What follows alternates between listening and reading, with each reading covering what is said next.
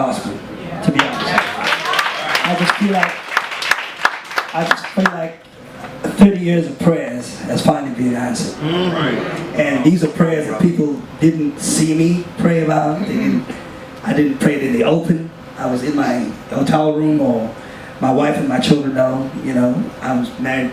We married 30 years, so she was saved when I met her. Her brother, my late brother-in-law, led me to Christ.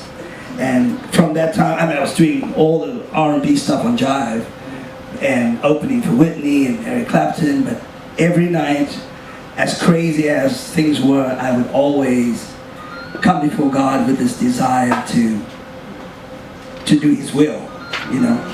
And all I can say is, like 30 years later, about 10 years ago, I was with a pastor in Bahamas, and we were doing a conference. And he came up to me and he said, you know, I just feel like I need to tell you this.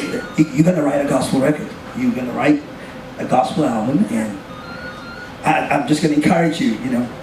So I'm on the beach and I'm swimming, and believe it or not, man, I wrote 3 songs on the beach. I ran straight to the hotel in the lobby, wrote down the words, and had my guitar, my tape on, and I said, God, if you give me the songs, I will sing them.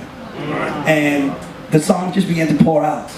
And so, even though I'm in, you know, it's a beautiful thing that God has done, because I'm able to do jazz and gospel and be saved and not be condemned and not be judged or criticized, because there are many artists like myself, the late Wayman Tisdale, my brother, our friend Kirk Whalen, you know, who loves God incredibly, you know, have a great relationship.